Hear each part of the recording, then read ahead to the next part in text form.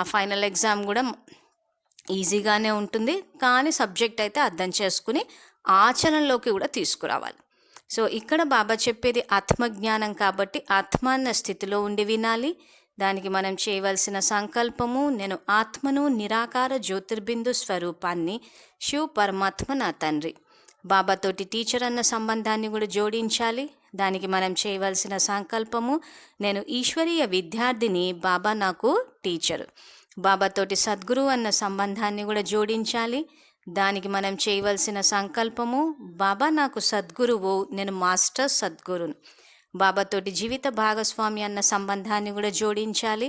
దానికి మనం చేయవలసిన సంకల్పము, బాబా నాకు జీవిత భాగస్వామి, నేను బాబాకి జీవిత భాగస్వామిని. సర్వ సంబంధాలు బాబాతో జోడించినప్పుడు బాబాని స్మృతి చేయడము సహజమవుతుంది. బాబా చెప్పే ఈ బేహద్ వైరాగ్య వృత్తి కూడా సహజంగా ఆ స్థితికి చేరుకుంటాం. సో బాబా ఏం చెప్తున్నారో బాబా మాటల్లోనే తెలుసుకుందాము. ఈరోజు విశ్వ రచయిత తన యొక్క శ్రేష్ఠ రచన లేదా రచన యొక్క పూర్వ ఆత్మలను చూస్తున్నారు. నలువైపులా ఉన్న పూర్వాత్మలు బాబ్దాదా ఎదురుగా ఉన్నారు. పూర్వాత్మల ఆధారంగానే విశ్వం యొక్క సర్వాత్మలకి మరియు శాంతి లభిస్తుంది మరియు లభించాలి. అనేక ఆత్మలు పూర్వాత్మలను శాంతిదేవ్ అంటూ స్మృతి చేస్తున్నారు. అటువంటి సమయంలో శాంతిదేవ్ ఆత్మలు మాస్టర్ శాంతి సాగరుడు, మాస్టర్ శాంతి యొక్క సూర్యుడు తమ శాంతి కిరణాలను, శాంతి అలలను దాత పిల్లలు దేవులా అయి అందరికీ ఇస్తున్నారా? ఈ విశేష సేవ చేసే అభ్యాసి అయ్యారా? లేక రకరకాల సేవలలో నిమగ్నం అయిపోయి ఈ సేవకు ఖాళీ మరియు అభ్యాసం తక్కువగా ఉంటుందా? ఎలాంటి సమయమో అలాంటి సేవా స్వరూపంగా మీకు మీరు అవుతున్నారా? సో ఎలాంటి సమయమో అటువంటి సేవ అంటే ఎటువంటి సమయం ఇప్పుడు అంటే ఇప్పుడు అందరికీ శాంతి యొక్క కిరణాలు ఇస్తూ పోవాలి. సో ఆ రకంగా చేస్తున్నారా అని చెప్పి బాబా అడుగుతున్నారు. సో ఈశ్వరీయ విద్యార్థులు టీచర్ అయిన పరమాత్మ ఎవరికి వారిని ప్రశ్న అడుగుతున్నారు అన్న విషయాన్ని గమనించి టీచర్కి సమాధానం ఇవ్వాల్సిన బాధ్యత మన మీద ఉంది. సో ఎప్పుడైతే అలా సమాధానం ఇస్తామో ఇంకా విద్యార్థులకు ఎంత సహయోగం ఇచ్చి ముందుకు తీసుకెళ్ళాలా అని చెప్పి టీచర్గా బాబా మనకి సహయోగం ఇస్తారు. కాబట్టి బాబా ఏ ప్రశ్న అడిగినా కానీ నిజాయితీగా బాధ్యతగా సమాధానం ఇస్తూ పోవాలి. ఒకవేళ ఎవరికైనా దాహం వేస్తుంటే మీరు గొప్ప భోజనం పెడితే సంతుష్టం అవుతారా? అలాగే వర్తమాన సమయం శాంతి మరియు శక్తి యొక్క అవసరం ఉంది. మనసా శక్తి ద్వారా ఆత్మలకి మనసా శాంతి అనుభవం చేయిస్తున్నారా? సో ఇక్కడ బాబా ఏదంటున్నారు, ఎవరైనా దాహం వేస్తుంటే భోజనం పెడితే సంతుష్టం అవుతారా అని. కాబట్టి కారు. అలాగే వర్తమాన సమయం శాంతి మరియు శక్తి యొక్క అవసరం ఉంది. సో ఇక్కడ మనం ఏం చేస్తామంటే వాళ్ళు శాంతిని శక్తిని కోరుకున్నప్పుడు మనం 7 డే కోర్స్ తీసుకొని చెప్తాం. సో ఈరోజు ఎవరైనా శాంతి అడిగితే శాంతి ఇవ్వాలి, శక్తి అడిగితే శక్తి ఇవ్వాలి. మాకు సమస్యలు ఉన్నాయంటే సమస్యల పరిష్కారము వాళ్ళు కనుక్కోవాలి అని అంటే ముందు వాళ్ళని శాంతి యొక్క స్థితిలోకి తీసుకురావాలి. కాబట్టి ఆ రకంగా సేవ చేయాలి తప్పితే వాళ్ళు దాహంతో వస్తే భోజనం పెట్టడం కాదు అంటున్నారు. మనసా శక్తి ద్వారా ఆత్మలకి మనసా శాంతి అనుభవం చేయిస్తున్నారా? సో బాబా మళ్ళీ ప్రశ్న అడుగుతున్నారు.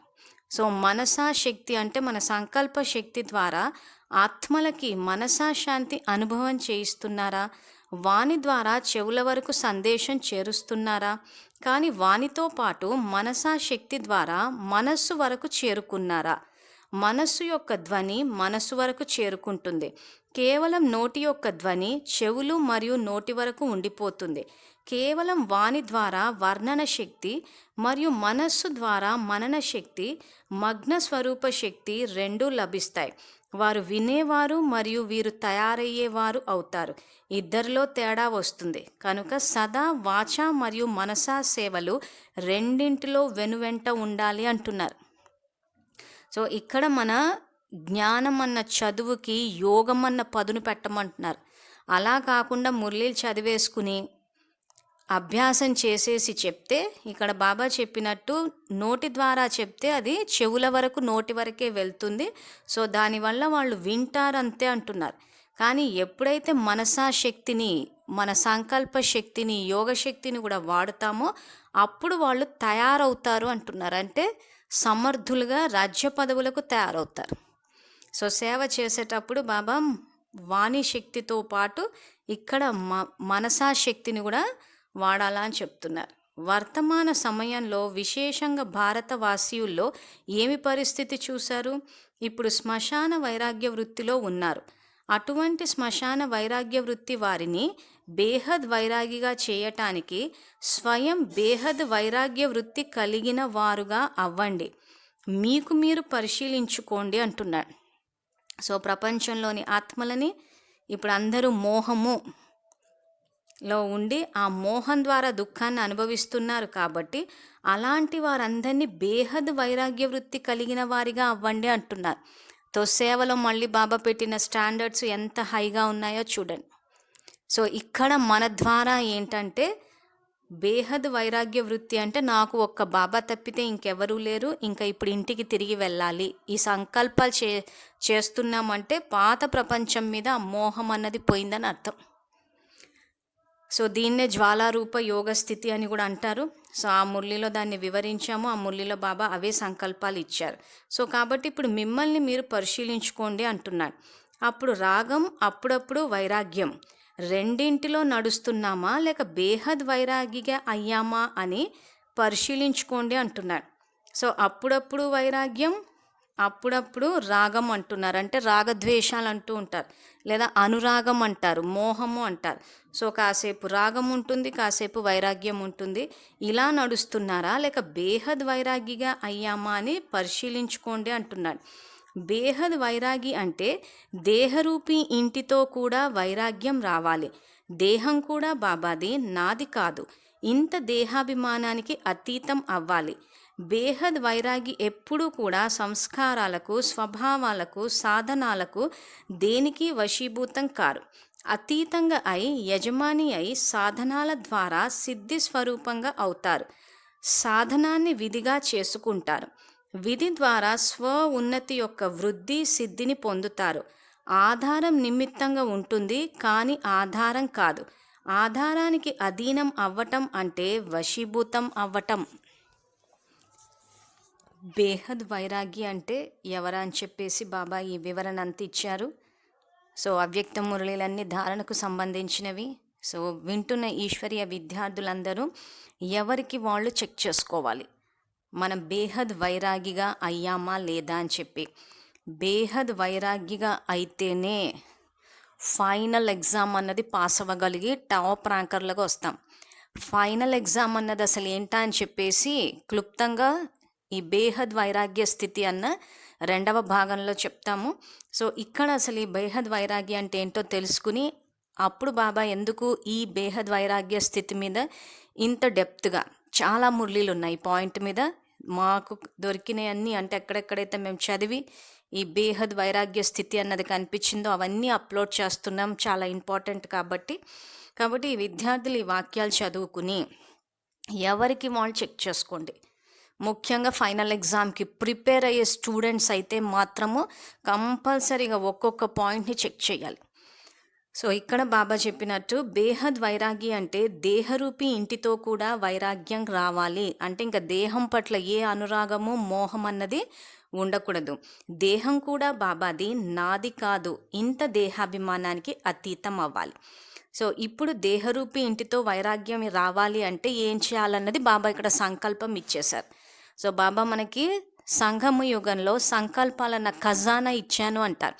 ఎక్కడుంది ఆ ఖజానా అంటే మురళిలోనే ఉంది. సో ఇక్కడ బాబా సంకల్పం ఏమిస్తున్నారు? దేహం కూడా బాబాది, నాది కాదు. నేను ఈ తను ఉన్నదే యజ్ఞ సేవ కోసము అని ఇంకో వేరే మురళిలో చెప్పారు. సో ఈ సంకల్పాలు ఏవైతే ఇచ్చారో మురళిలో ఈ సంకల్పాలు చేయాలి. ఎప్పుడైతే ఆ సంకల్పం చేసినప్పుడు యోగ స్థితిలో బాబా శక్తి కలిసినప్పుడు అప్పుడు ఈ దేహరూపీ ఇంటితోటి వైరాగ్యం పోయి బేహద్ వైరాగిగా తయారవుతాం. సో ఇవన్నీ ఎందుకు అన్నది 2వ భాగంలో ఫైనల్ ఎగ్జామ్ విషయంలో వివరిస్తాము. సో కాబట్టి కంటిన్యూటీ పెట్టి వింటే విద్యార్థులకు బాగా అర్థమవుతుంది. కాబట్టి దేహం కూడా బాబాది, నాది కాదు. ఇంత దేహాభిమానానికి అతీతం అవ్వాలి. తర్వాత బేహద్ వైరాగి ఎప్పుడూ కూడా సంస్కారాలకు, స్వభావాలకు, సాధనాలకు దేనికి వశీభూతం కారు. సో చెకింగ్ పాయింట్ ఏంటంటే సంస్కారాలకు, స్వభావాలకు, సాధనాలకు వశీభూతం కారంటే ఉదాహరణకి మనలో గనక తమో ప్రధానమైన సంస్కారాలు ఉంటే నా సంస్కారమే ఇంత, లేదా డ్రామాలో బాబా ఫిక్స్ అని చెప్పారు కాబట్టి నా పాత్ర ఇలాగే ఉంది కాబట్టి నేను ఇలాగే ప్రవర్తిస్తాను అంటే నా సంస్కారానికి నేను వశమైపోయాను. అక్కడ జన్మ మారింది కాబట్టి సంస్కారాలు మారాలా అంటున్నాడు ఆయన. దాన్నే బాబా మరజీవ అంటారు. అంటే ఇక్కడ విద్యాలయంలో చేరిన తర్వాత మనము బుద్ధి ద్వారా పాత ప్రపంచాన్ని, శరీరాన్ని వదిలి మరజీవ జన్మ తీసుకుని నేను శ్రేష్ఠ బ్రాహ్మణాత్మగా జన్మ తీసుకున్నాను. సో జన్మ తీసుకున్నప్పుడు నా సంస్కారాలు మారాలి. కానీ నేను నా సంస్కారాలు ఇంతే, నా స్వభావం ఇంతే అన్నామంటే దానికి వశీభూతం అయిపోయాము అంటున్నారు. తర్వాత సాధనాలకు, సో ఇప్పటికీ యోగం చేయడానికి సాధనాల మీద ఆధారపడుతున్నాము అని అంటే ఇక్కడ బేహద్ వైరాగ్య స్థితి రాలేదని అంటున్నారు బాబా. ముఖ్యంగా ఎందుకు బాబా వాడొద్దు, సాధనాలకు వశం అవ్వద్దు అన్నారంటే ఈ ఫైనల్ ఎగ్జామ్లో పాస్ అవ్వడానికి. సో ఈ ఫైనల్ ఎగ్జామ్లు ఏంటంటే బ్రహ్మబాబా వాయిస్ వినిపిస్తుంది రమ్మని చెప్పి.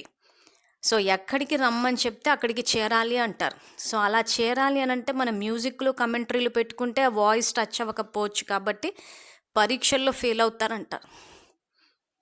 సో దాని గురించి ఆ రెండవ భాగంలో వివరిస్తాము. సో ఇక్కడ మాత్రం బాబా బేహద్ వైరాగి ఎప్పుడూ కూడా సంస్కారాలకు, స్వభావాలకు, సాధనాలకు దేనికి వశీభూతం కారు, అతీతంగా అయి యజమాని అయి సాధనాల ద్వారా సిద్ధి స్వరూపంగా అవుతారు.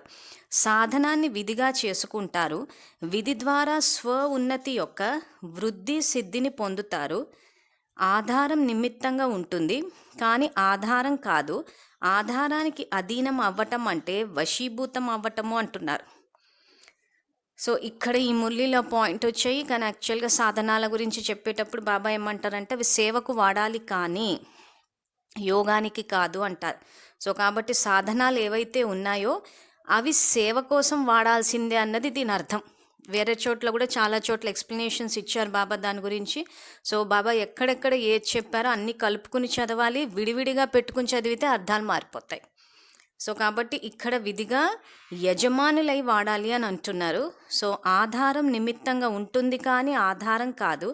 ఆధారానికి అధీనం అవ్వటం అంటే వశీభూతం అవ్వటం అంటే అక్కడ ఇంకా అటాచ్మెంట్ అన్నది ఉందంటే బేహద్ వైరాగ్య అవ్వలేదు. సో వశీభూతం యొక్క అర్థం ఎలా అయితే భూతం పరవశం మరియు అలజడి చేస్తుందో అలాగే ఏ సాధనాలు లేక స్వభావ సంస్కారాలు సంపర్కానికి వశీభూతం అయితే భూతం సమానంగా అలజడి మరియు పరవశం అవుతారు. బేహద్ వైరాగి ఆత్మ సదా చేయించేవారు చేయిస్తున్నారు అనే ఆనందంలో మనసా యోగి కంటే కూడా పైకి ఎగిరే యోగిగా ఉంటారు. ఇది ఇంకొక ఇంపార్టెంట్ పాయింట్. సో బేహద్ వైరాగి ఆత్మ సదా చేయించేవారు చేయిస్తున్నారనే ఆనందంలో ఉంటారు అని అంటే ఇక్కడ బాబా ఏం చేయిస్తారు మన చేత అన్నది మనకు మురళీలు చదివితే అవగాహన వస్తుంది. మురళీలు కాకుండా సాధారణంగా మేము గమనించింది ఏంటంటే విద్యార్థులు మాకు బాబా సంకల్పం ఇచ్చారు అంటున్నారు. సో బాబా సంకల్పం ఇచ్చారు అని అంటే అది వాళ్ళు చేసే ఆ తర్వాత మాట కానీ కర్మ కానీ ఎలా ఉందంటే బాబా మురళిలో చెప్పేదానికి విరుద్ధంగా ఉంది. కానీ నాకు బాబా అనుభవం చేయించారు అంటున్నారు. సో విద్యార్థులు గమనించాల్సింది ఏంటంటే మురళిలో చెప్పనివి ఏవి అని అనుభవం చేయించడు. అది మన ఊహ. మనం ఏమైనా అలా చెప్పారు బాబా అని అనుకుంటున్నామంటే. సో మొత్తం సబ్జెక్ట్ అంతా కవర్ చేసేసారు. ఇంకా కొత్తగా కవర్ చేయాల్సింది ఏమీ లేదు. కాబట్టి ఇక్కడ బాబా చేయించేవారు అని అంటే మనకి జ్ఞానాన్ని తెలియచేస్తారు. అది మురళిలోనే చెప్పేస్తున్నారు. ఏమైనా మనకు అర్థం కాకపోతే ఆ యోగ స్థితిలో ఉంటే మన వివేకానికి అర్థం టచ్ అవుతూ ఉంటుంది. సో అది వివేకానికి టచ్ అయ్యేటప్పుడు అది మన బాబా చేయిస్తున్న అర్థమాలే మన సొంత ఊహలా అనంటే ఇంకా అది యోగ స్థితిలోనే తెలుసుకోవాలి. కానీ అది సొంతగా ఊహించుకొని కూడా జ్ఞానం ఇంకెటో వెళ్తుంది. కాబట్టి మురళిలు ఎంత విస్తారంగా చదివితే అంత మంచిది. లేకపోతే ఏదో ఒకటి చదివేసి బాబా అనుభవం చేయించేశారని చెప్పి ఇంకేదో చెప్తూ ఉన్నారు. అసలు వింటుంటే మాకు కూడా అది అప్పుడు మేము మళ్ళీ లేదండి మురళిలా చెప్పారు అనేసరికి ఇంకా కన్ఫ్యూజ్ అయిపోతున్నారు. సో కాబట్టి మురళీలు చదివి ఇవన్నీ ఆయన డైరెక్ట్గా మౌంట్ అబులో అవతరించి చెప్పిన మురళీలు ఇవన్నీ. సో మురళి ద్వారా తెలుసుకోవడం మరీ మంచిది. ఆ తర్వాత యోగ స్థితిలో బాబా స్మృతిలో మేమేవైతే సంకల్పాలు ఇస్తున్నామో వీడియో స్టార్ట్ చేసే ముందు, ఆ ఈశ్వరీయ విద్యార్థి బాబా నాకు టీచరు అన్న స్థితిలో ఆయనతో సంబంధాన్ని జోడిస్తే కరెక్ట్ మీనింగ్ అర్థమవుతుంది. ఇంకా మీరు స్వతంత్రులుగా అర్థం చేసుకోవచ్చు. ఇంకా ఏ దేహదారి మీద ఆధారపడాల్సిన అవసరం లేదు. ఇంకా బాబా ఎక్స్ప్లెయిన్ చేసేటప్పుడు మన స్థితికి తగ్గట్టే ఎక్స్ప్లెయిన్ చేస్తారు. సో మనకు అర్థం అవనంత వరకు తోటి విద్యార్థుల సంయోగం తీసుకోవచ్చు అన్నట్టే బాబా వాచాసేవ చేయమంటున్నారు అందరినీ. కానీ బాబా నుంచి డైరెక్ట్గా వింటే మరీ మంచిది, ఇంకా తొందరగా ముందుకెళ్ళొచ్చు. సో అందుకే ఇక్కడ బేహద్ వైరాగి ఆత్మ సదా చేయించేవారు చేయిస్తున్నారన్న ఆనందంలో మనసా యోగి కంటే కూడా పైకి ఎగిరే యోగిగా ఉంటారు. సో మనసా సేవ చేసే వాళ్ళకంటే కూడా బేహద్ వైరాగి అంటే ఇంకా టాప్ మోస్ట్ స్టేట్. సేవల్లో మనసా సేవనే హైయెస్ట్ అంటారు. ఆ మనసా సేవలో కూడా ఇంకా బేహద్ వైరాగ్యం అంటే ఇంకా హద్దులు లేని వైరాగ్యం అంటే ఇంకా నాకు ఒక్క బాబా తప్పితే ఇంకెవరూ లేరు, ఇంక ఇంటికి తిరిగి వెళ్ళాలి. ఈ 2 సంకల్పాలు బాబా చెప్పేది. ఆ ఇంటికి తిరిగి వెళ్ళాలి అన్న సంకల్పం వచ్చింది అంటే ఇంకా పూర్తి బేహద్ వైరాగ్య స్థితి అది. లేకపోతే ఇంకెక్కడో బుద్ధి తగులుకొని ఉందని అర్థం. సో ఇంకేమంటున్నారంటే, ఎలా అయితే హద్దు యొక్క హఠయోగం విధి ద్వారా భూమి, అగ్ని, నీరు అన్నిటికంటే ఉన్నతమైన ఆసనదారిగా చూపిస్తారు, దానిని యోగసిద్ధి స్వరూపంగా భావిస్తారు. అది అల్పకాలిక హఠయోగ విధి. ఇలా బేహద్ వైరాగ్య వృత్తి ఆత్మలు ఈ విధి ద్వారా దేహాభిమానం యొక్క భూమి నుండి మాయ యొక్క రకరకాల వికారాల యొక్క అగ్నికి అతీతంగా రకరకాల సాధనాల సాంగత్యంలోకి రావటం నుండి అతీతంగా అవుతారు.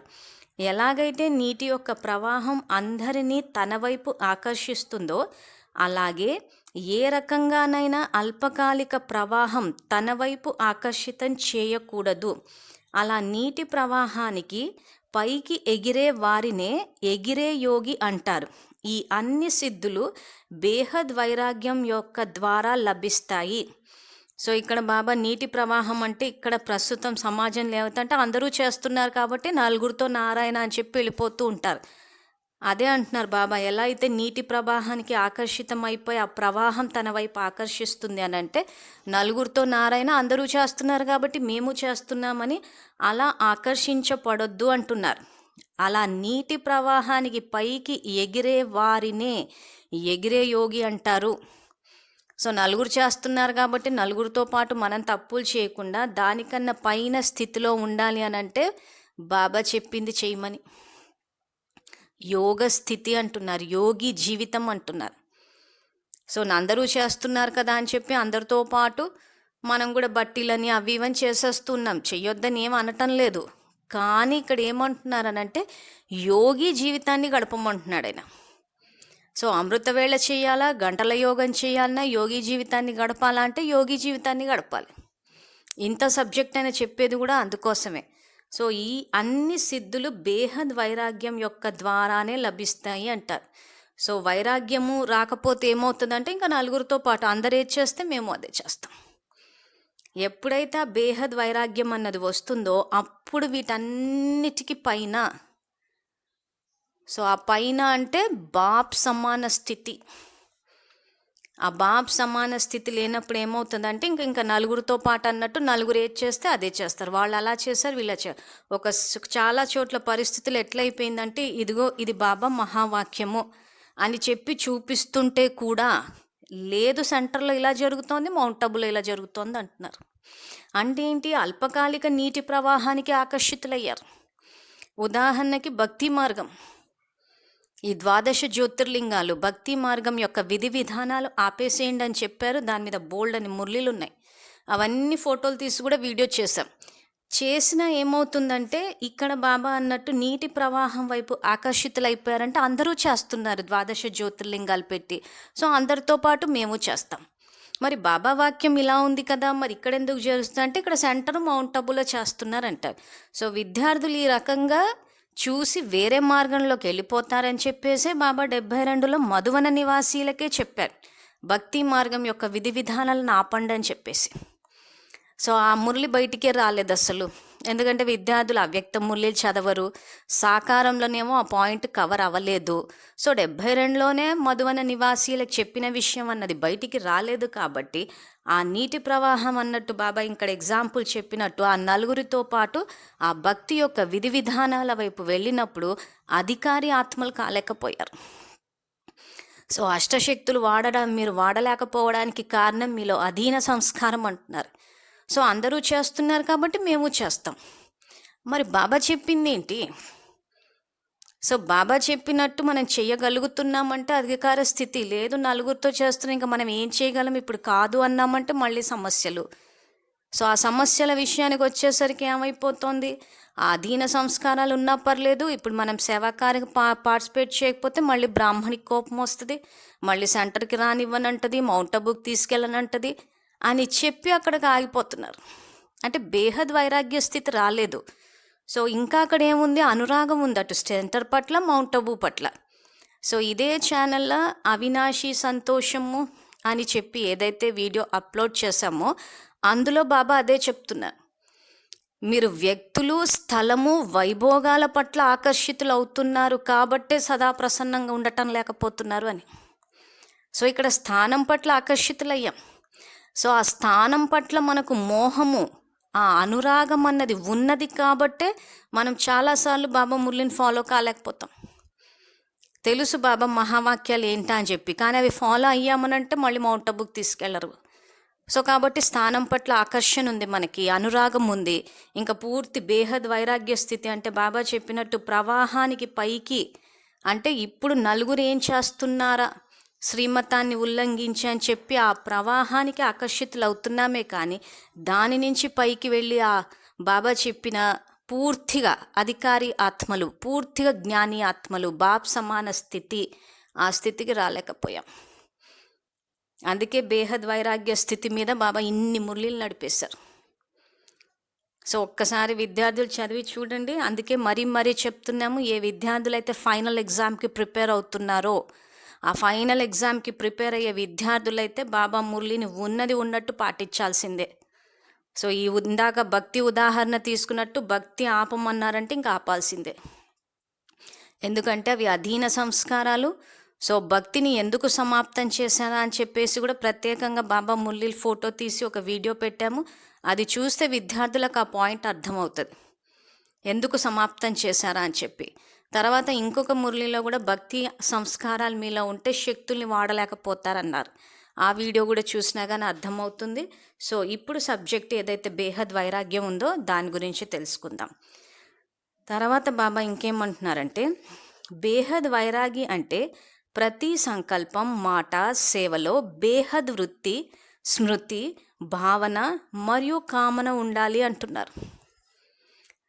సో హద్దు అంటే శరీరము, ఆత్మ అంటే బేహద్, ఆత్మకి హద్దులు లేవు.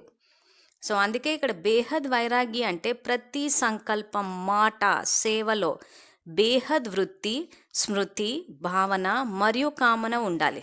ప్రతి సంకల్పం బేహద్ సేవలో సమర్పితం చేయాలి. ప్రతి మాటలో నిస్వార్థ భావన ఉండాలి. ప్రతి కర్మలో చేయించేవారు చేయిస్తున్నారు. ఈ వైబ్రేషన్ అందరికీ అనుభవం అవ్వాలి. వీరినే బేహద్ వైరాగి అంటారు. సో ఇందాక మనం చెప్పుకున్నట్టు భక్తి మార్గం యొక్క విధి విధానాలన్నీ ఇట్లా జ్యోతిర్లింగాలు కానీ పెట్టేసి బాబానే చేయిస్తున్నారు అంటే బాబా చేయించట్లేదు. ఆయన ఏ విషయం అయితే మురళిలో వద్దు అని చెప్పారో ఆ విషయాన్ని మళ్ళీ బయట చేస్తే మాత్రం ఆయన సహయోగం ఇవ్వరు. అందుకే చాలాసార్లు భక్తి యొక్క పద్ధతులు పాటించిన తర్వాత ఎవరు జ్ఞానం తెలుసుకోవడానికి రారు. సో అందుకే ఇక్కడ బాబా చేయించేవారు అని అంటే ఆయన మురళిలో ఏది చెప్తారో దాన్ని ఎవరైతే ఫాలో అవుతారో వాళ్ళకు సహయోగం ఇస్తాడు. మనం మురళిలో ఆయన వద్దు అని చెప్పిన తర్వాత కూడా చేస్తూ పోతున్నామంటే మనలో ఎక్కడో అనురాగము, మోహము మిగిలిపోయి ఉన్నాయి. ఆ పద్ధతులు పాటిస్తే మనకి ఏమైనా లాభం ఉంటుందేమో అని. సో ఇక్కడ సబ్జెక్ట్ ఏదైతే బేహద్ వైరాగి గురించి నడుస్తుందో అందుకే బాబా మరీ చెప్తున్నారు, ప్రతి కర్మలో చేయించేవారు చేయిస్తున్నారు. ఏం చేయిస్తారు? మురళిలో చెప్పింది చేయిస్తారు. మురళిలో భక్తిని సమాప్తం చేయమని చెప్పేసి బయట అలాంటి కార్యక్రమాలు జరిగితే దానికి సహయోగం ఇవ్వరు. సో అందుకే ప్రతి కర్మలో చేయించేవారు చేయిస్తున్నారు. ఈ వైబ్రేషన్ అందరికీ అనుభవం అవ్వాలి. వీరినే బేహద్ వైరాగి అంటారు. బేహద్ వైరాగి అంటే నాది అనేది తొలగిపోవాలి, బాబాది అనేది రావాలి. ఎలా అయితే హద్దులోని జపం జరిపిస్తారో అలాగే హద్దులోని స్మృతి స్వరూపంగా ఉండాలి. ప్రతి సంకల్పం, ప్రతి శ్వాస బేహద్ మరియు బాబా ఇమిడి ఉండాలి. హద్దు యొక్క వైరాగి, శ్మశాన వైరాగి ఆత్మలకి వర్తమాన సమయం శాంతి మరియు శక్తిదేవ్ అయి బేహద్ వైరాగిగా చేయండి. కనుక వర్తమాన సమయంలో పిల్లల ఫలితం ఏమిటి అని అడుగుతున్నారు. సో ఇక్కడ బేహద్ వైరాగ్యులు ప్రతి సంకల్పం, శ్వాస బేహద్ మరియు బాబా ఇమిడి ఉండాలి. హద్దు యొక్క వైరాగి, శ్మశాన వైరాగి, ఇటువంటి ఆత్మలకు కూడా శాంతి ఇవ్వాలి అంటున్నారు. సో ఇక్కడ బేహద్ వైరాగ్యులు ప్రతి సంకల్పం, శ్వాసలో బాబా ఇమిడి ఉండాలి అని అంటే, ఈ శ్మశాన వైరాగ్యం అన్నది ఎప్పుడు వస్తుందంటే సాధారణంగా లౌకికంలో ఎవరైనా ఇంట్లో శరీరం వదిలినప్పుడు అప్పుడు ఈ శ్మశాన వైరాగ్యం అంటారు. సో అటువంటి ఆత్మలకు కూడా శాంతిని ఇవ్వాలి అంటున్నాడు. సో అటువంటి సమయంలో కూడా అటువంటి ఆత్మలకు కూడా బేహద్ సేవ చేసి అందులో బాబా ఇమిడి ఉండాలి అంటున్నాడు. అటువంటి వాళ్ళకి ఆ సమయంలో శాంతి ఇస్తే భగవంతుడే మాకు శాంతిని అంటే దుఃఖంలో ఉంటారు ఇంట్లో శరీరం వదిలినప్పుడు. అటువంటి వాళ్ళకి శాంతిని అనుభవం చేస్తే బాబానే భగవంతుడే మాకు శాంతిని అనుభవం చేయించారన్న భావన కలగాలి. ఆ రకంగా చేయాలి బేహద్ వైరాగి. అంతేగాని శ్మశాన వైరాగి ఇప్పుడు లౌకికంలాగా శరీరం వదిలేగానే మళ్ళీ మనం ఇక్కడ కూర్చుని స్మృతి దివసాలని చెప్పి బ్రహ్మభోజనాలను పెట్టుకుంటూ ఉంటారు, నియమ విరుద్ధం. సో అట్లాంటి వాటిల్లో కూడా బాబా ఒకసారైన మురళిలో సమయము, ధనము వృధా వాటి మీద అని చెప్పిన తర్వాత మళ్ళీ బాబా సంయోగం ఉండదు. అసలు మురళిలో ఎక్కడా చూసినా కానీ బాబాని స్మృతి చేయమని ఉంటుంది, కానీ శరీరం వదిలిన వాళ్ళని స్మృతి చేయమని చెప్పి ఎక్కడా ఉండదు. స్మృతి అంటే ఒక్క బాబా తప్పితే నాకు ఇంకెవ్వరూ లేరు. అటువంటప్పుడు ఎవరో శరీరాన్ని వదిలితే వాళ్ళ స్మృతి దివసాలు జరగడం అన్నది ఇంకా బాబా అన్నట్టయితే బేహద్ వైరాగ్యులైతే బాబా చేయిస్తున్నారు అని చెప్పి బాబా పేరు వాడేసుకుంటూ ఉంటారు, చేయించరు బాబా. అవన్నీ మన్మతాలు ఇంకా. సో అందుకే బాబా ఈ బేహద్ వైరాగి గురించి ఇంత డీటెయిల్గా చెప్తూ పోతున్నారు. సో కాబట్టి ఎప్పుడైనా విద్యార్థులు బాబా మురళిలో ఏదైతే చెప్తారో దానికే సహయోగం ఇస్తారు. సో ఇప్పుడు మనం ఏదైతే టాపిక్ మాట్లాడుకుంటున్నామో ఈ బేహద్ వైరాగ్య స్థితికి వస్తే ఫైనల్ ఎగ్జామ్ ప్రిపరేషన్ కోసమని, సో అలా ఫైనల్ ఎగ్జామ్కి ప్రిపేర్ అయ్యి ఆ నష్టమోహ స్మృతి స్వరూప ఆ స్థితికి రావాలంటే ఇంకా ఇవన్నీ వదిలేయాల్సిందే. ఇంకా దేహదారులను స్మృతి చేయడము, స్మృతి దివసాలు, దానికి సంబంధించిన సమయము, ధనం వృధా చేయడం ఇవన్నీ మానేసేయాలి. ఇంకా బాబా ఏది చెప్తే అదొక్కటే ఫాలో ఫాదర్ ఆ స్థితిలో ఉండాలి. సో అందుకే బాబా ఆ రకంగా చేస్తే కనుక వర్తమాన సమయంలో పిల్లల ఫలితం ఏమిటి అని చెప్పి ప్రశ్న అడిగి ఈ టీవీ బాబ్దాదా చూశారు మరియు పిల్లలు ఇందిరాగాంధీ యొక్క టీవీ చూశారు. సమయాన్ని అనుసరించి చూశారు, జ్ఞానం కోసం చూశారు, సమయం కోసం చూశారు. దీనిలో ఏమీ నష్టం లేదు, కానీ ఏమవుతుంది ఈ రూపంతో చూడకూడదు. జ్ఞానస్వరూపులై ప్రతి దృశ్యాన్ని కల్పపూర్వం స్థితిలో చూడండి. బాబ్దాదా పిల్లలను ఎలా చూశారు? పిల్లల దృశ్యం కూడా రమణీయంగా ఉంది. 3 రకాల ఫలితం చూశారు అంటున్నారు. సో ఇక్కడ పిల్లల యొక్క ఫలితం అంటే ఇప్పుడు ఇందాక ఏం చేశారు బాబా, బేహద్ వైరాగి అంటే ఎలా ఉంటుందా అని ఎక్స్ప్లెయిన్ చేశారు. ఏది ప్రతి సంకల్పం, మాట, సేవ ఇవన్నీ నాది అన్న భావన లేకుండా ఎవరైతే ఉంటారో వీళ్ళు బేహద్ వైరాగి అని చెప్పి, సో పిల్లల స్థితి ఏంటా అని చెక్ చేస్తే ఆ స్థితిలో బాబా ఏమంటున్నారంటే ఇందిరాగాంధీ, ఇది 1984 Murali, 19th November 1984 Murali. So అక్టోబర్లో ఇందిరాగాంధీ అసాసినేట్ అయ్యారు. సో ఇందిరాగాంధీ శరీరం వదిలిందన్న విషయాన్ని మీరు అందరూ టీవీల్లో చూశారు, సమాచారం కోసం చూశారు. కానీ దీన్ని అలా చూడడం వల్ల ఇప్పుడు ఇందిరాగాంధీ శరీరం వదిలినప్పుడు అందరూ దూరదర్శన్లో చూశారు, అదే చెప్తున్నారు బాబా ఇక్కడ. కానీ దీనిలో అలా చూడడం వల్ల నష్టం ఏం లేదు. కానీ ఏమవుతుంది ఈ రూపంతో చూడకూడదు అంటున్నారు. సో 84లో కాబట్టి ఇందిరాగాంధీ ఎగ్జాంపుల్ ఇచ్చారు, కానీ మామూలుగా ప్రస్తుత పరిస్థితుల్లో కూడా ఏదైనా జరిగితే ఏమవుతుంది ఆ తర్వాత ఏమవుతుంది? ఇప్పుడు ఎగ్జాంపుల్‌కి కరోనా తగ్గుతుందా? తగ్గదా? వ్యాక్సిన్ వస్తుందా? రాదా? సో బాబా క్లియర్‌గా చెప్పేశారు. ఏది వచ్చినా మీకొచ్చేది దుఃఖమే గాబట్టి, ఆ దుఃఖానికి వ్యాక్సిన్ ప్రేమ. ఈ ప్రేమ అన్న వ్యాక్సిన్‌ని నేను ఆత్మిక సర్జన్‌గా మీ అందరికీ ఇచ్చేస్తాను. మాస్టర్ ఆత్మిక సర్జన్‌లై మీరందరి వ్యాక్సిన్‌ని వేయమన్నారు. బేహద్ సేవ అన్న వీడియోలో ఆ విషయాన్ని చెప్పాం. బాబా మహావాక్యాలు అందులోనే ఉన్నాయి. అందులో నుంచే తీసి ఆ వీడియో తయారు చేశాం. కాబట్టి బేహద్ వైరాగ్యులు ఎవరైతే ఉన్నారో ఏదైనా సమాచారాన్ని చూసినప్పుడు ఏమయ్యింది, ఏమవుతుంది అని అలా అలజడిలోకి రావద్దు అంటున్నారు. సో డ్రామా జ్ఞానం తెలుసు మనకి, కాలచక్రం ముందుకే వెళ్తుంది. సో కాలచక్రం ముందుకు వెళ్తుంటే ఏమవుతుంది అని అంటే సత్యుగం వస్తుంది. ఈ పాత ప్రపంచం వినాశనం అయిపోయి సత్యుగం వస్తుందన్న విషయం మనకు తెలిసినప్పుడు ఇంకా ఏమయ్యింది, ఏమవుతుంది అని చెప్పి ఆ రూపంతో చూడకూడదు అంటున్నాడు. సో ఈ డ్రామాలో ప్రతి సీను కళ్యాణకారి అని చెప్పేది అందుకే. ఎప్పుడైనా ఏమవుతుందంటే సత్యుగం వస్తుంది, పాత ప్రపంచం వినాశనం అయిపోతుంది. సో అందుకే జ్ఞాన స్వరూపులై ప్రతి దృశ్యాన్ని కల్పపూర్వం స్థితిలో చూడండి అంటున్నారు.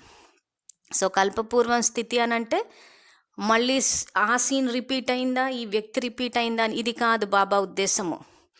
కల్పపూర్వం మేము విజయులము, వర్తమానంలో కూడా మేము విజయులమే, భవిష్యత్తులో కూడా మేము విజయులమే అన్న ఆ స్థితిలో చూడమని చెప్పేసి బాబా వేరే మురళిలో చెప్పారు. సో అందుకే ప్రతి దృశ్యాన్ని కల్పపూర్వం స్థితిలో చూడండి. బాబ్దాదా పిల్లల్ని ఎలా చూశారని చెప్తే ఇక్కడ బాబా 3 ఫలితాలు చూశానని చెప్పి చెప్తున్నారు. సో ఏంటంటే నడుస్తూ నడుస్తూ సోమరితనం యొక్క నిద్రలో నిద్రపోయే ఆత్మలు. కొంతమంది నిద్రపోతే ఎక్కువ ధ్వని చేస్తే బాగా కదిపితే అప్పుడు లేస్తారు. కానీ ఏమవుతుంది?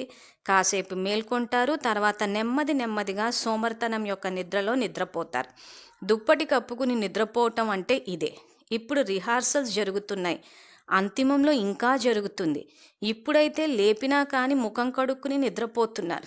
ఇవన్నీ జరగవలసినవే జరుగుతున్నాయి. పురుషార్థం అయితే చేస్తున్నాం, ఇక ముందు కూడా చేస్తాం.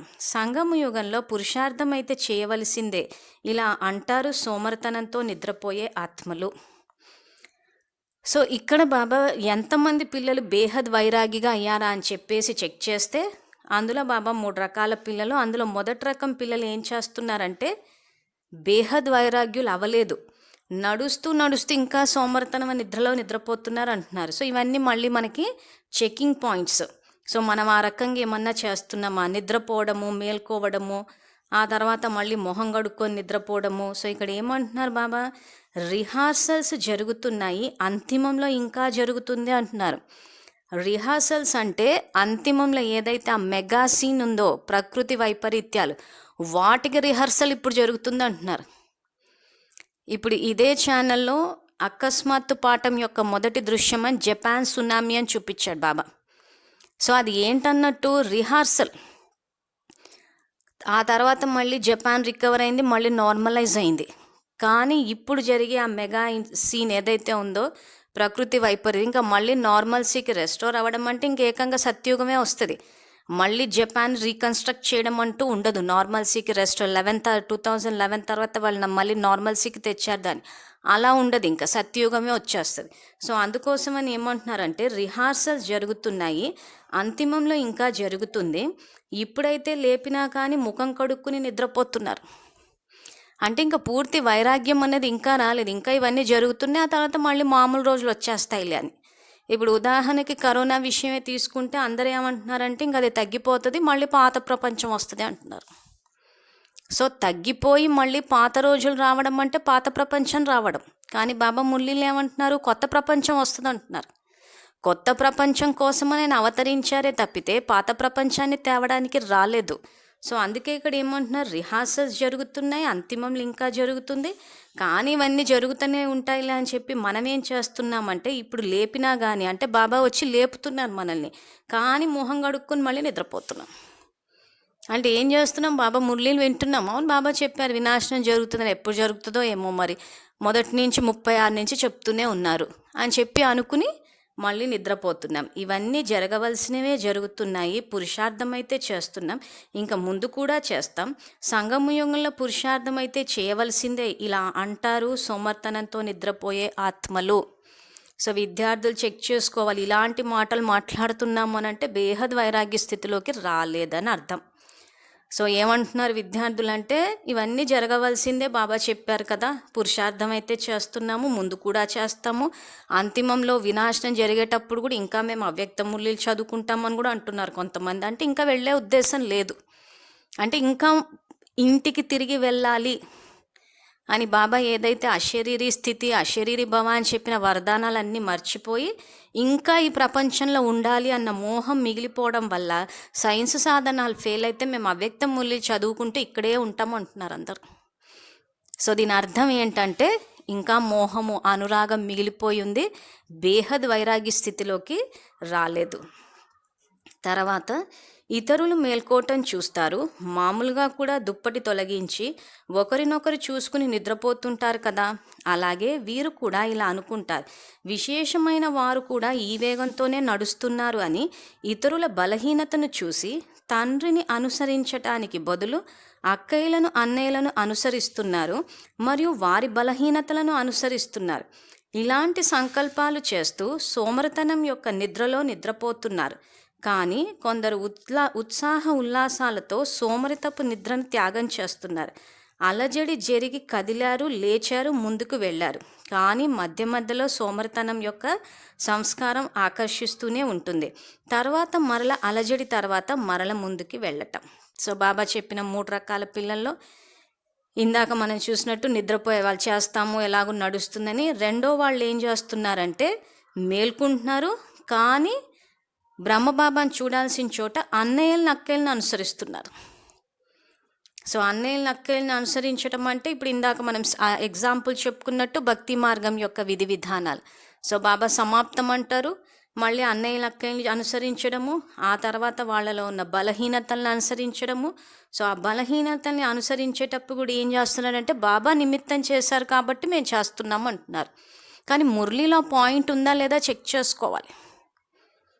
సో బాబా మురళిలో చెప్పేది ఒకటి, అక్కడ అన్నయ్యల అక్కయ్యలు ఒకటి చేస్తున్నారంటే ఎవరిని ఫాలో అవ్వాలి అని అంటే బాబాని ఫాలో అవ్వాలి. ఇక్కడ మనం బాబా సమానం కావాలి, అన్నయ్య అక్కయ్యల సమానం కాదు.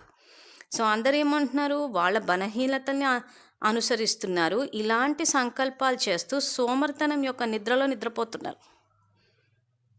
సో ఇప్పుడు ఉదాహరణకి బాబా సేవలు చేయండి, విశ్వం సేవ అంటుంటే సపోజ్ పరివారంలో అన్నయ్య లెక్కల బాబా అంతిమంలో చెప్పారు అందరూ వస్తారని చెప్పి ఇప్పుడు మనం బయటికి వెళ్ళి సేవలు చేయడం అనవసరం అంటే ఇంకా మళ్ళీ నిద్రపోవచ్చు. సో జ్ఞానాన్ని వ్యతిరేక దిశలో తీసుకెళ్ళడం దీన్ని. సో బాబా ప్రతి నిమిషం సేవ చేయాలని చెప్పారు, మనస వాచ కర్మన ఏది వీలైతే అది. కానీ బాబా అంతిమంలో వస్తా అని చెప్పారు అని ఎలాగూ చెప్పారు కాబట్టి మనం కూర్చుందామని అంటే ఇంకా నిద్రపోయే టైపు. అంటే ఇంకా దేహం మీద మోహం మిగిలిపోయి ఉంది, ఇంకొంచెం నిద్రపోయి రెస్ట్ తీసుకుంటే దేహానికి సుఖంగా ఉంటుంది కాబట్టి. కానీ ఇక్కడ బాబా అర్థం ఏం చెప్తున్నారు, బేహద్ వైరాగ్య అంటే ప్రతి సంకల్పము, మాట, సేవలు అన్నిట్లో బేహద్ వృత్తి, ఇంకా ఈ తనువు కూడా నాది కాదు అంటున్నాడు. సో స్టార్టింగ్లో బాబా బేహద్ వైరాగ్య యొక్క పరిభాష చెప్పేటప్పుడే దేహరూపి ఇంటితో కూడా వైరాగ్యం రావాలి. కానీ ఇంకా అందరూ చేస్తున్నారు కదా, అందరూ ఇప్పుడు ఇందాక అన్నట్టు బాబా అన్నయ్యలను అక్కయ్యలను అనుసరించేస్తున్నారంటే అందరూ ఏం చేయటం లేదు కదా, చలో మనము నిద్రపోదాము అని. అలా చేయొద్దు అంటున్నారు. తర్వాత 3వ వారు ఏంటంటే ఉత్సాహ ఉల్లాసాల్లోనే ఉంటున్నారు, కొంచెం నిద్రను కూడా త్యాగం చేస్తున్నారు, కానీ అలజడి జరిగి కదిలారు, లేచారు, ముందుకు వెళ్ళారు, కానీ మళ్ళీ మధ్య మధ్యలో సోమరితనం మన సంస్కారం ఆకర్షిస్తూనే ఉంది. సో ఇక్కడ బాబా ఏం చెప్తున్నారంటే బేహద్ వైరాగ్య గురించి చెప్పి పిల్లల్ని గమనిస్తే ఇంతకు పిల్లలు ఈ స్థితికి చేరారా లేదా అని చెప్పి చూస్తే 3 రకాల పిల్లలు కనిపించారని చెప్పి ఆ 3 రకాల పిల్లల యొక్క గుర్తులు చెప్పారు. సో మనం ఎందులో ఉన్నామో చెక్ చేసుకుని అసలు బేహద్ వైరాగ్య పరిభాష ఏంటో తెలుసుకుని ఆ రకంగా తయారవ్వాలి. తర్వాత సేవ కోసం రకరకాల పద్ధతులు ఆలోచించాలి మరియు చేయాలి. విశ్వం మొత్తానికి శాంతి మరియు సహాయాన్ని ఇచ్చేవారు మీరు, ధైర్యం పెట్టుకునేవారు, ఇతరులకు ధైర్యం ఇచ్చేవారు. కానీ శ్మశాన వైరాగ్యం, శ్మశాన తీవ్ర పురుషార్థం, శ్మశాన ఉత్సాహ ఉల్లాసాలు ఈ అలల్లో నడవటం కాదు. అంటే అల్పకాలికం, అలాంటివి కాకుండా బేహద్ వైరాగ్యం, బేహద్ తీవ్ర పురుషార్థం, బేహద్ ఉత్సాహాలు అలా ఉండాలి అంటారు. అంటే ఇక్కడ బాబా చెప్పి ఈ శ్మశాన వైరాగ్యం, శ్మశాన తీవ్ర పురుషార్థం, శ్మశాన ఉత్సాహం అంటే అప్పటికప్పుడు ఏదో ఒక సంఘటన జరిగిపోతే ఇంకా సర్లే అది వద్దులే, ఈ పని చేద్దాంలే అని అనిపిస్తుంటుంది. ఆ రకంగా ఉండొద్దు అంటున్నారు. సదా స్వస్థితి యొక్క శక్తి ద్వారా పరిస్థితిని పరివర్తన చేసే విశ్వ పరివర్తకుడిని అనే స్మృతిలో ఉండండి అంటున్నాయి. ఎక్కడెక్కడైతే బాబా ఈ స్మృతిలో ఉండండి అంటే సంకల్పం చేయమని అర్థం. సో మురళి ద్వారా బాబా మనకి ఏ సంకల్పాలు అయితే ఇస్తున్నారో అవే చేస్తూ పోవాలి. సో బాబా ఇస్తున్న సంకల్పం ఏంటంటే పరిస్థితిని పరివర్తన చేసే విశ్వ పరివర్తకుడిని నేను, అంటే నేను విశ్వ కళ్యాణకారిని, నేను బేహద్ వైరాగిని, బేహద్ సేవ చేసే ఈశ్వరీయ సేవాధారిని అన్న ఈ సంకల్పాలు చేయాలి. పరిస్థితి స్థితిని ముందుకు తీసుకువెళ్ళాలా లేక వాయుమండలం మాస్టర్ సర్వశక్తివంతులను నడిపించాలా? సో మళ్ళీ బాబా ప్రశ్న అడుగుతున్నారు. సో పరిస్థితి మిమ్మల్ని ముందుకు తీసుకెళ్ళాలా లేకపోతే వాయుమండలం మిమ్మల్ని తీసుకెళ్లాలా అని. మనుష్యాత్మల వల్లే శ్మశాన వైరాగ్యం, అల్పకాలిక వైరాగ్యం, ఇది పూర్వాత్మల కర్మ కాదు. అన్ని ఇంపార్టెంట్ పాయింట్స్ ఈ మురళిలో. సో ఇక్కడ ఏమవుతుందంటే బేహద్ వైరాగ్య స్థితికి రావాలి అని అంటే మీకు పరిస్థితులు కావాలా వాయుమండలం కావాలా అంటున్నారు. సో పరిస్థితులకి వాయుమండలం ఆధారంగా తీసుకుని ఎవరు వైరాగ్యంలోకి వస్తారు? మనుష్యాత్మలు, ఈశ్వరీయ విద్యార్థులు కాదు, బాబా పిల్లలు కాదు అంటున్నారు. మనుష్యాత్మల వలె శ్మశాన వైరాగ్యం, అల్పకాలిక వైరాగ్యం, ఇది పూర్వాత్మల కర్మ కాదు. అంటే పూర్వాత్మలు అంటే ఎవరు? మనము. సమయం రచన, మీరు మాస్టర్ రచయిత అంటున్నారు. రచయితని ముందుకు తీసుకువెళ్ళటం అంటే అది రచయిత యొక్క బలహీనత. శ్రేష్ఠ సంకల్పం ద్వారా సమయాన్ని పరివర్తన చేసేవారు మీరు. సమయం విశ్వ పరివర్తక ఆత్మలైన మీకు సహయోగి. అర్థమైందా అంటున్నాను. తో సమయం మనని బేహద్ వైరాగ్య స్థితిలోకి తీసుకురావాలా లేకపోతే మనం బేహద్ వైరాగ్య స్థితిలోకి వచ్చి సమయాన్ని ముందుకు తీసుకెళ్లాలా అని బాబా అడుగుతున్నారు. సో దానికోసం అని చెప్పి బాబా ఎలా ఎక్స్ప్లెయిన్ చేస్తున్నారు? రచయితని ముందుకు తీసుకువెళ్ళటం అంటే, రచన అంటే ఇక్కడ ఏం రచిస్తున్నాం మనము? మన సంకల్పాలని. సో మన సంకల్పమే మన ముందు అంటే రచయితని ముందుకు తీసుకువెళ్ళటం అంటే అది రచయిత యొక్క బలహీనత. అంటే ఇక్కడ సంకల్పాలు చేయాల్సింది మనము. ఇప్పుడున్న ప్రస్తుత పరిస్థితుల్లో రచయితలమైన మనము బాబా మురళిని ఆధారంగా తీసుకుని సంకల్పాలను రచించాలి.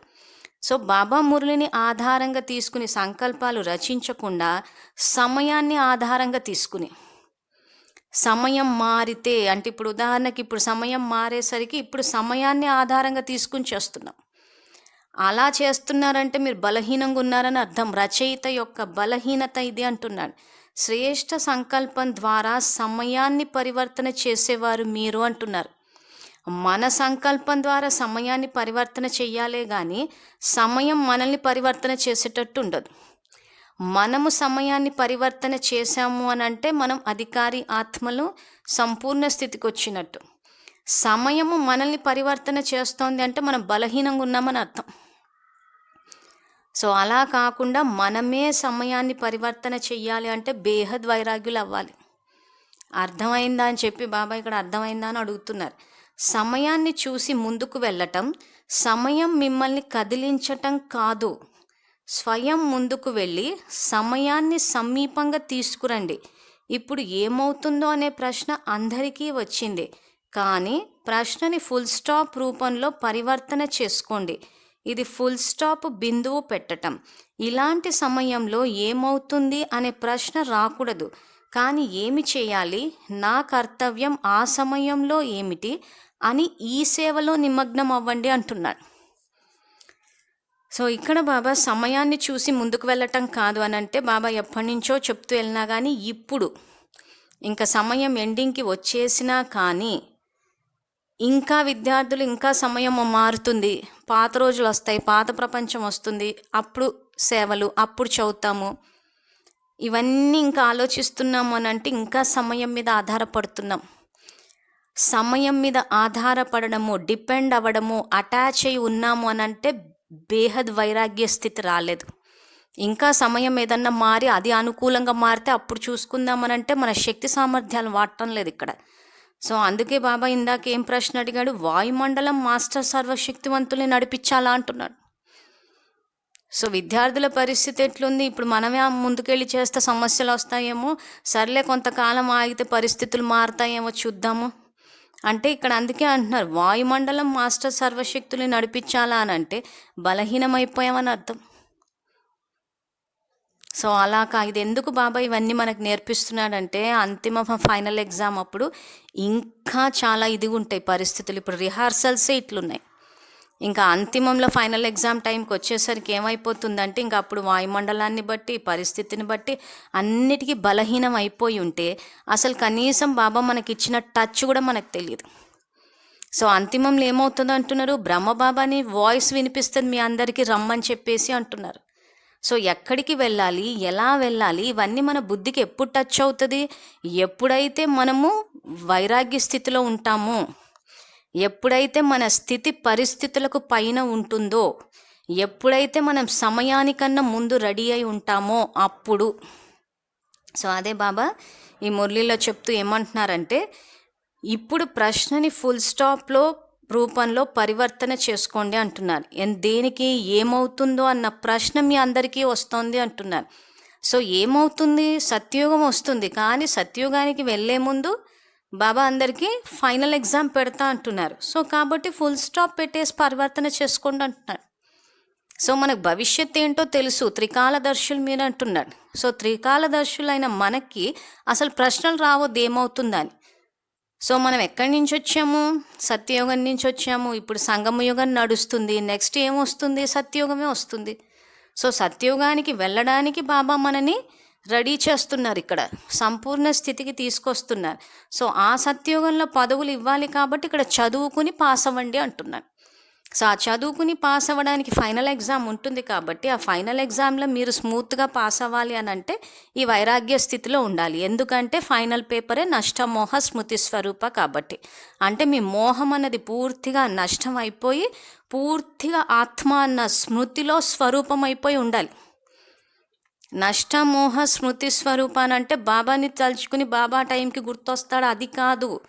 పూర్తిగా ఆత్మ అన్న స్థితిలోకి ఎప్పుడైతే ఉంటామో అప్పుడే ఆ వాయిస్ వినిపించి ముందుకెళ్ళగలుగుతాం.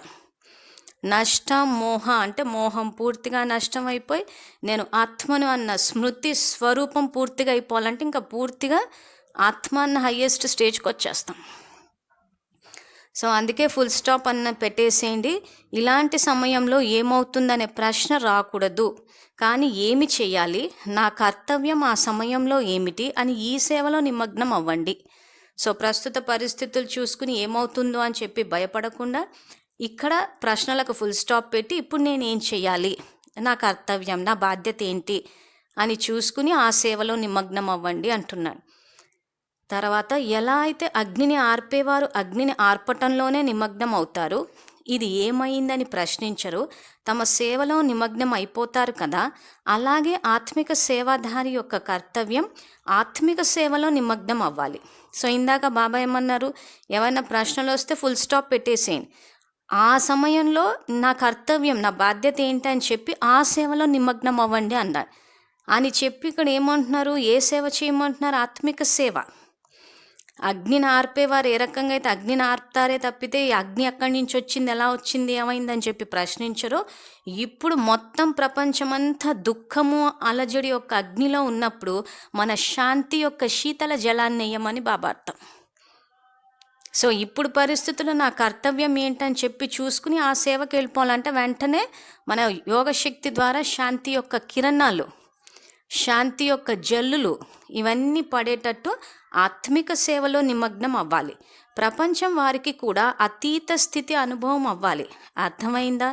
అయినప్పటికీ సమయం అనుసరించి చేరుకున్నారు కదా, పరిస్థితి ఎలాంటిదైనా కానీ డ్రామా కలయిక జరిపించింది. చేరుకున్నారు కనుక అదృష్టవంతులయ్యారు. మా భాగ్యం కనుక చేరుకున్నామని సంతోషపడుతున్నారు కదా. మధువనం యొక్క వెలుగు పిల్లలే, మధువనం యొక్క శృంగారం మధువనం చేరుకున్నారు. కేవలం మధువనం బాబా కాదు, మధువనం పిల్లలు కూడా అంటున్నారు.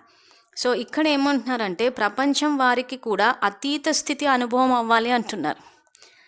సో మనకెట్లా బేహద్ వైరాగ్య స్థితి అనుభవం అవ్వాలో ప్రపంచం వారికి కూడా అనుభవం అవ్వాలి అని చెప్పేసి బాబా ఇక్కడ చెప్పారు. ఆ తర్వాత వేరే ముళ్ళంటే ఈ బేహద్ వైరాగ్య స్థితి అన్న 3వ భాగం 4వ భాగంలో కూడా బాబా ఈ విషయం కొంచెం విస్తారంలో చెప్పారు. సో ఆ భాగాలు విన్నా కానీ ఈశ్వరీయ విద్యార్థులకు ఆ పాయింట్ అర్థమవుతుంది. సో చివరిగా బాబా ఏమంటున్నారంటే, నలువైపులా సంకల్పం ద్వారా, స్నేహం ద్వారా, ఆకారి రూపం ద్వారా చేరుకున్న పిల్లలకు బాబ్దాదా సదా అచంచల భవ, బేహద్ వైరాగి భవ, సదా ఎగిరే యోగి భవ యొక్క వరదానం ఇస్తున్నారు. సదా హద్దులేని స్మృతి స్వరూపంగా అయ్యే వారికి, సోమరితనం మరియు బద్ధకం యొక్క నిద్రాజీత్ ఆత్మలకి, సదా బేహద్ స్వరూప పూర్వ మరియు పూజ్య ఆత్మలకు బాబ్దాదా యొక్క ప్రియ స్మృతులు మరియు నమస్తే. సో ఇక్కడ బాబాయ్ మురళి ద్వారా మనకి 3 వరదానాలు ఇచ్చారు. ఒకటి సదా అచంచల భవ, సదా బేహద్ వైరాగి భవ, సదా ఎగిరే యోగి భవ. ఈ 3 వరదానాలు సద్గురువైన బాబా నుంచి తీసుకుని మాస్టర్ సద్గురువులమై మనం కూడా అందరికీ ఇవ్వాలి. సో ఆశీర్వాదాలు ఇవ్వడం అన్నది సహజ పురుషార్థం అంటారు. ఆ రకంగా పురుషార్థం ఇస్తూ పోతే దాత సంస్కారాలు కూడా వస్తాయి. సో బాబా చెప్పినట్టు ఈ బేహద్ వైరాగ్య స్థితి అన్న ఈ హైయెస్ట్ స్టాండర్డ్స్ని కూడా రీచ్ అవ్వగలుగుతాం.